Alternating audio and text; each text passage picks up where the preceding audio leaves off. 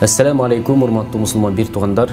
Мындан 2 жыл мурда улууларды ыйлаткан суроо аттуу бир видеосу чыккан. Өзүңүздөр жакшы билесиздер. Ал болгону 19 мүнөттүк боло турган болсо, азыр ошол ар бир асыл инсандарды өзүнчө кылып чыгарып берүүнү туура көрдүк.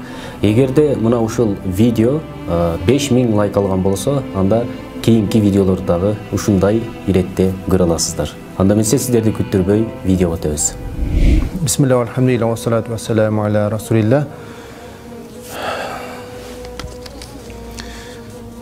Атаңыздын бул дүйнөдөн өткөнүнө канча убакыт болду дейт.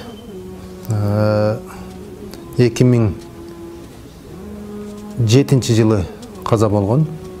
Ошондо 10 жыл болуп турду. Атамдын өткөнүнө.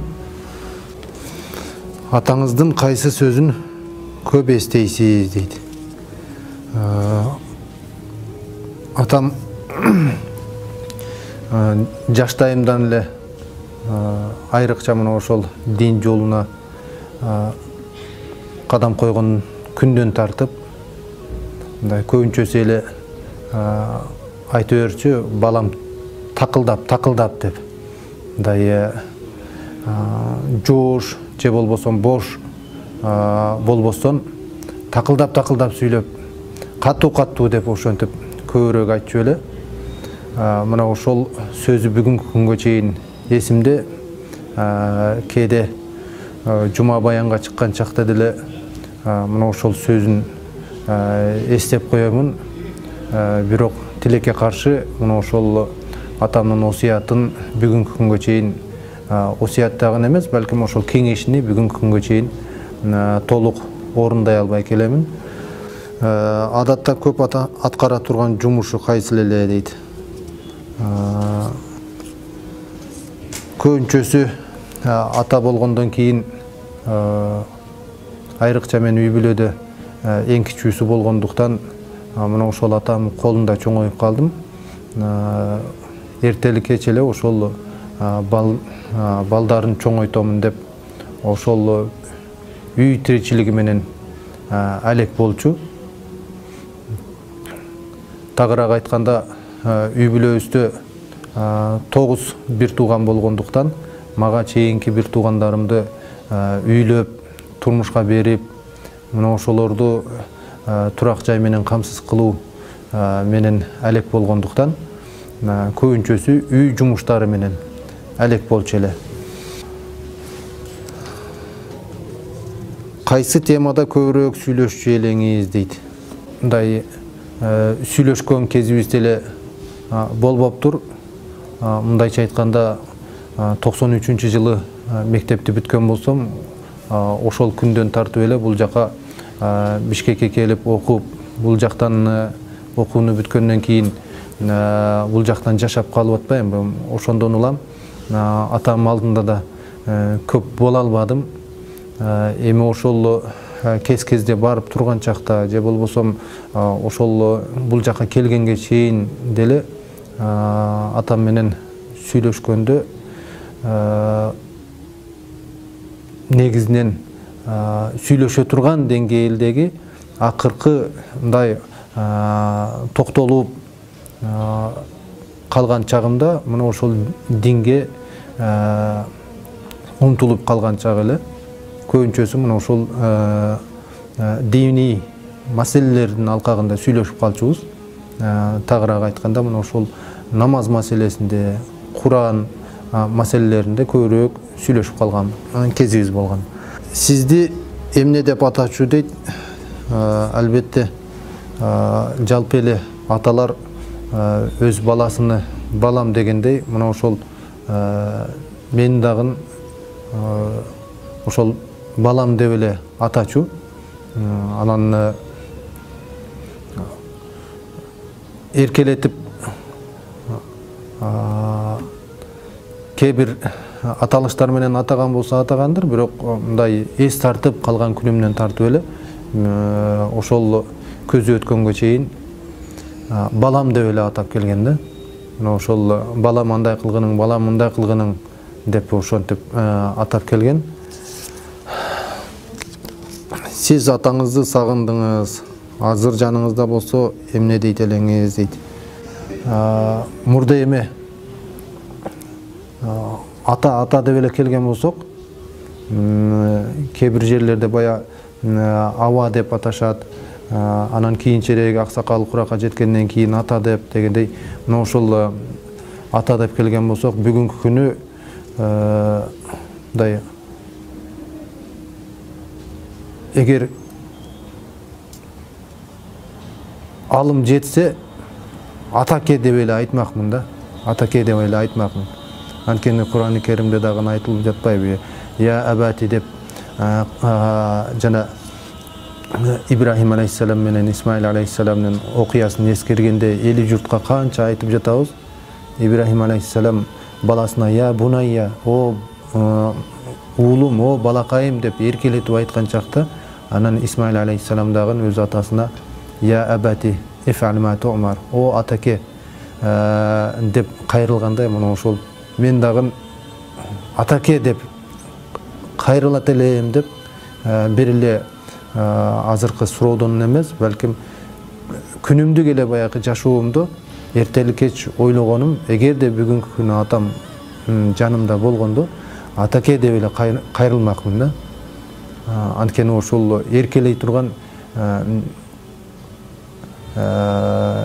бир жагынан эң кичүүсү болгондуктан, эрке кенже баласы болгондуктан улам, экинчи жагынан ошол атанын кадыр баркы, атанын орду улук болгондуктан улам, ошол атаке деп эле кайрылат элем да. Ата бул сиз үчүн ким дейт? Ата мен үчүн пайгамбарыбыз саллаллаху алейхи ва саллям өз сөзүндө айтып кеткендей, бейиштин ортоңку дарбазасы да, эң башкы дарбазасы. Кааласаң аны талкалап салгынын, кааласаң бекем орнотуп бекем кармангынын деп айткан хадистин негизинде, ата бул мен үчүн бейиштин бейишке кире турган, албетте бейиштин бир канча эшиктери бар эмеспи? Бая ал Рамазан айында мисалы Райян эшиги дегидей бир топ эшиктери боло турган болсо, ошол эшиктердин эң башкы эшиги. Бая кимдир бирөөнүн үйүнө бара турган болсоң дагы, же болбосо кайсыл бир конок сеникине келе турган болсо дагы, мына ошол четтеги бир калиткадан эмес, балким ошол конокту башкы дарбазадан күтүп киргизгендей, мына ошол ата бул бейиштин ортоңку эшиги. Атакеңизди алдыда эмнени аткарам деп, бирок ишке ашпай калган дейт. Жок дегенде ушул күнгө чейин жана эртелик кеч тиричилик деп өтүп, жанакы мазол баскан колдору, буттары бүгүнкү күнгө чейин элесимде да. Анан өзүнчө таң калып ойлоп коемун, бүгүнкү күнү биз эми шаар жашоосу менен болуп калып, көп деле кара жумушка аралашпай калган соң, мына ошол өзүм эле колдорум карап көрүп, анан ошол эле учурда атамдын колуну салыштырып, кадимкидей баягы мазолдоруну элестетип, эми ошол мазолдор жөн жайынан болгон жок да. Бизди багып, чоңойтуп, өстүрөм, үйлөп, окутуп, жайгаштырып деп канча ошол машакат чекти. Мына ошол колунан бүгүнкү күнү бая эгерде атам болгондо, ошол жетпей келем, колуна бир өпсөм деп, бирок ошол нерсе ишке ашпай калгандыгына өкүнүп жүрөм да. Өмүрүмдө ошол атам колунан эми жана студент кездерде кээ бир баягы барган чакта ушундай биринчи саламдашканда барып колунан өп койсом экен деп, жанакы анча мынча түрктөрдүн фильмдеринде деле көрүп көз көнүп деле калды. Мына ошолор сыңары атабызды баягы жок дегенде атабызды барып туруп ошол ыраазычылыгын ала албасак дагы жок дегенде колунан өп койсом экен деп аракет кылып, бирок ошол нерсе ишке ашпай бүгүнкү күнү ошол нерсеге жетпей келем да. Эгерде бүгүнкү күнү болгондо атам жок эле дегенде ошол колунан болсо дагы өпмөкмүн да. Ошол нерсе бүгүнкү күнү ошол кыжалатка салып, анан жүрөктү өйгөн маселе ошол.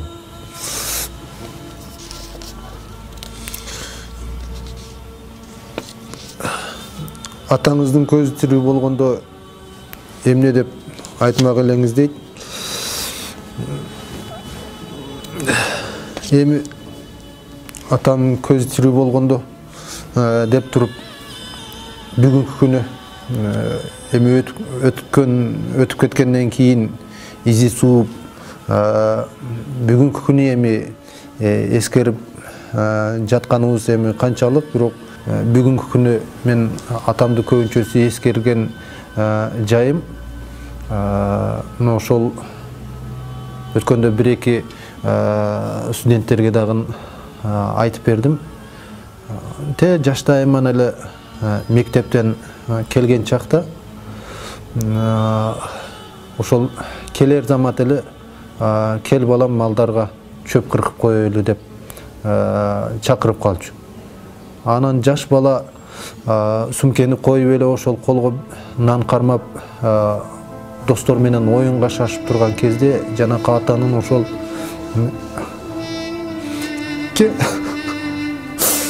кел балам деген сөз бүгүн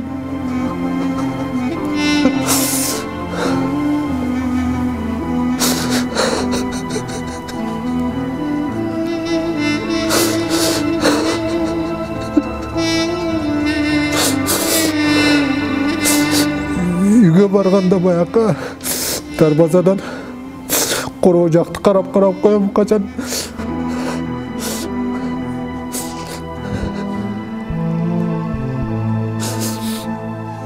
адатта атам ошол короо жактан келип алам деп чакырчу.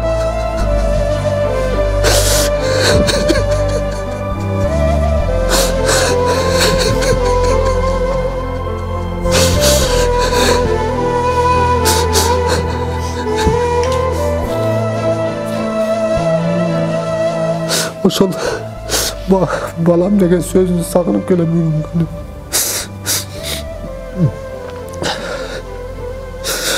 Бул жерде жашап калгандан кийин үйгө келген чакта дагы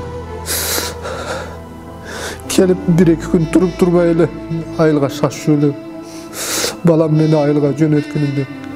Бул жериң шаарың мага болбойт экен, айылга жөнөткүнүм деп. Ошол балам деген сөз бүгүнкү күнгө чейин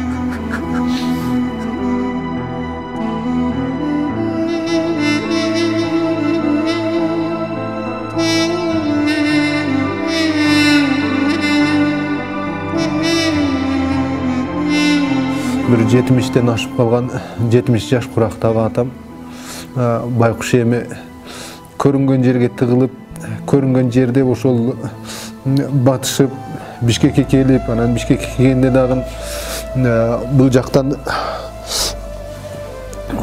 окуу мезгилине чейин кайра айылга барып турайын деп, анан айылга барып кайра келген чакта байкуш эми бүгүнкү күнү мындай машина менен жүрүп элестетип атпайбызбы? Те Пишпектен станциядан түшүп, Пишпектен тартып теги Киркамсуройго чейин ошол атамды күтүп алып басып барган экенбиз да. Аксакал кишини бастырып, анан бул окуу жайга келебиз дегенде тетиги Киркамсуройдон бериги 14-тирлөөбүз жүрчү эле. Анан ошол 14-тирлөөбүз менен шлагбаумга чейин келип, анан жанакы экинчи маршрутту, экинчи троллейбусту күтүп олтурганда даракка сөйүнүп олтурбайбы? Ошол мени окутамын деп ошончолук кыйынчылыктарды баштан өткөрүп, эми бүгүн биз заманбап болуп, заманыбызга жараша болуп калдык. Бирок байкуш аксакал кишилер ошол баласын деп көрүнгөн жерде олтуруп, көрүнгөн жерде батып, көрүнгөн жерде ошол баш калкалап, оокатын кылып, ошол бала деп өтөт экен. Анан биз мезгилинде ошолордун баркына жетпестен, анан бүгүнкү күнү эскергенибиз эми канчалык? Эми эң эле өкүнүчкө салган маселе ошол 2007 жылы өтөөрдөн мурда сентябрь айлары болсо керек, умра зияратына жөнөп калдым. Ал кезде мына ошол атам суркоолоп калып, бир туугандарым мен умрага жөнөгөн соң ошонун кабарын айтпай эле турайлы, кыжалат болбой барып келсейин деп ошол унчугушпаптыр. Анан сак саламат барып келгенден кийин, бул жерге келгенден кийин кабар берип атпайбы? Анан ал жакта умрада бир 20 күн, 25 күндөй жүргөн болсом, Рамазан айы болчу эле. Анан келгенден кийин заматта эле айылга кетип калыш дагы ыңгайсыз болду. Бир тараптан жетекчиликтин астында өзү 3 жума жумуштан калып, анан дагы бир жума уруксат сураш, ал жагы дагы канчалык калып каласын Кудай билет. Ыңгайсыз болгондуктан анан жок дегенде бир жума иштейин деген ниет менен бул жерде эми иштеп калдым. Күнүгө чалышат. Ал кезде баягы бүгүнкү күндөгүндөй видеозвоноктор дагы жок. Күнүгө чалып, эми жолго чыктыңбы деп сурайт. Мен ар кандай шылтоону айтам. Төө ашууга кар жаап коюптур. Ашуулар кар экен деп. Анан күнүгө сурайт дейт.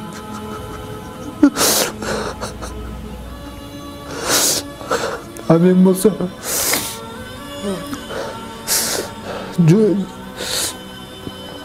жолго чыга албай эми бир жума өтсүн деп, анан араң бир жума өттү. Анан бир жума өткөн соң жума күнү Абдучкул устазга жумадан мурда кирип, дамыла абал ушундай, уруксат берсеңиз мен айылга барып келсем десем, Алла разы болсун, кадимкидей урушуп, эгер абал ушунчалык болсо эмне ошол мезгилинде айтпайсың, эмне мен түшүнбөйт белем, эртерээк барбайт белең деп урушуп, эртерээк чыккының деп, анан жуманы окур замат жолго чыгып, жолдо бара жатып ошол барганча бакыт келет, ал жолго чыгып турбу деп сурайт.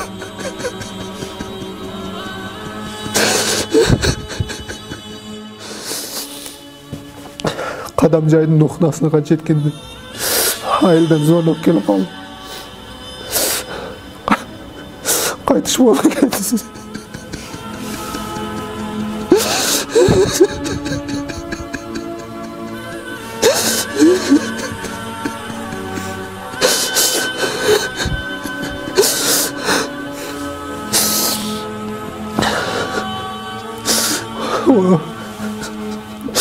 Ошол маселе бүгүнкү күнгө чейин жүрөгүмдү эми ата деген бейиштин уртоңку дарбазасы боло турган болсо, анан балам деп жазса, мен жол барбасам.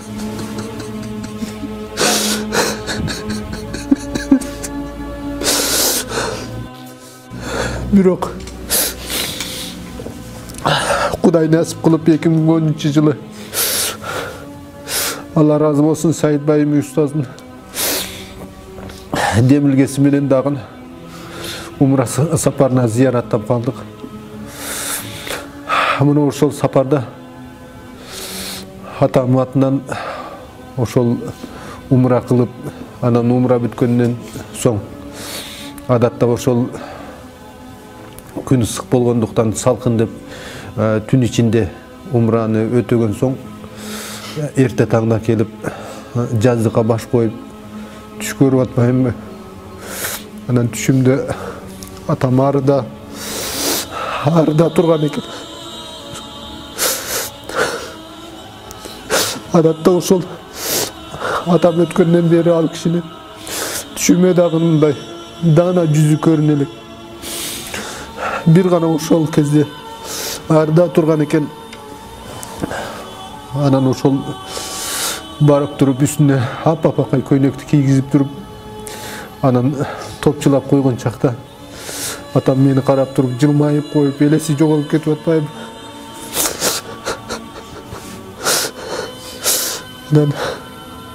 Ошондон улам ушул окуяны эстеген соң гана жанакы өзүмдү өзүм сооротуп, бүгүнкү күнгө чейин өзүмдү өзүм сооротконум болмосо, бирок бүгүнкү күнгө чейин өзүмдү өзүм күнөөкөрлөп келем. Ошондон улам бүгүнкү күндө кимдин атасы боло турган болсо,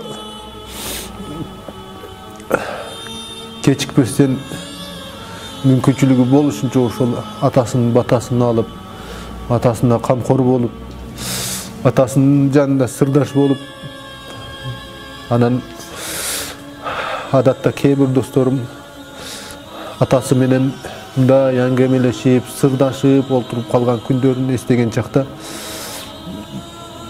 менин турмушумда тилекке каршы ошондой күн дагы мындай болгон эмеспи, же эстей албай жатамбы. Ошол мекендештеримди ошол нерседен эртең күнү өкүнүп калбастан, ошол колубузда бар алтындын эмес, алтындан да кымбат болгон ошол улуу инсан, ата деген инсандын батасын алып, ыраазычылыгын алууга үндөп кетмек элем. Ал эми өзүм болсо Кудай Таала ошол жогорто өзүмдү өзүм алдап сооротуп келген ошол атам атынан өтөлгөн умраны, андан кийин Кудай насип кылып атам атынан ажылык кылдым.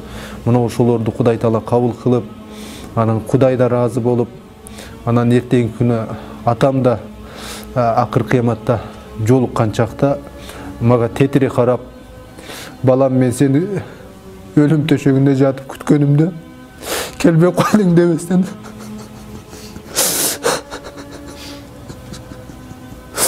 ошол түшүмдөгүндөй мындай түз карап жылмайышына үмүт кылып келердим. Кудай Таала ошону насип кылган болсун. Жалпы аталардын ден соолугу чың болсун, өмүрлөрү узун болсун. Аллах Таала баарыбызды ошол баарыбызга аталык мээрин берген болсун.